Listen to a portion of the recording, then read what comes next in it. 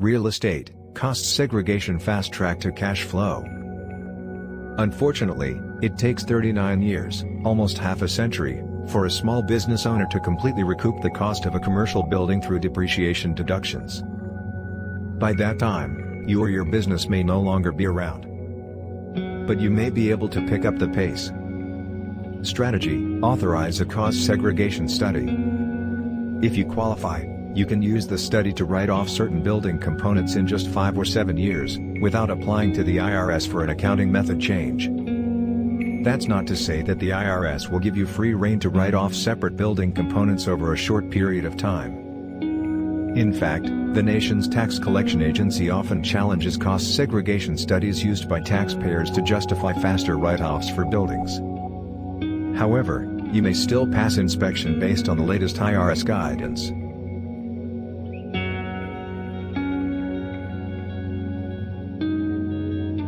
Here's the whole story.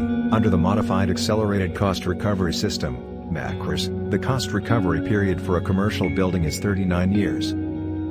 On the other hand, personal property can be written off over just 5 years if the property has a useful life between 4 to 10 years. A 7-year period is used for a property with a useful life between 11 and 15 years.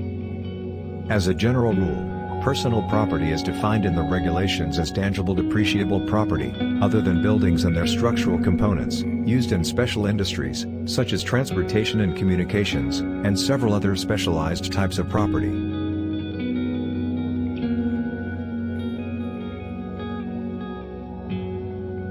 Key point: several recent court cases have held that parts of a commercial building may be treated like personal property if they relate only to the equipment used in a business located in the building instead of maintenance or operation of the building.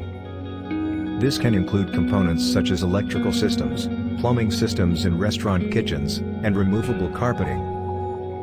Because the write-off periods for components often depend on the use of the building, taxpayers often commission tax pros and other experts to provide cost segregation studies with breakdowns of the write-off periods for various components. After years of uncertainty, the IRS recently issued a 115-page Audit Techniques Guide, ATG, to help its agents determine when a cost segregation study is up to snuff.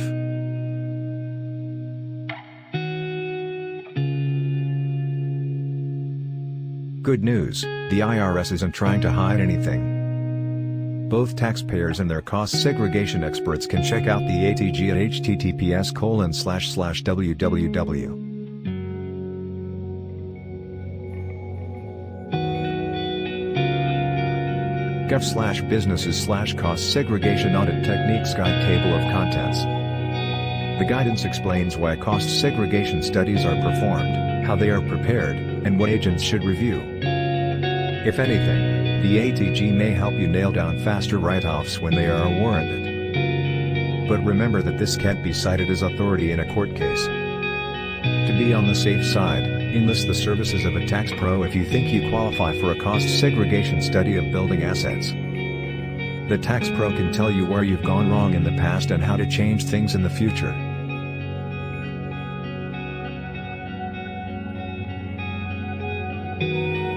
Tip: when it makes sense, you may reclassify certain components and file amended returns for the appropriate tax years.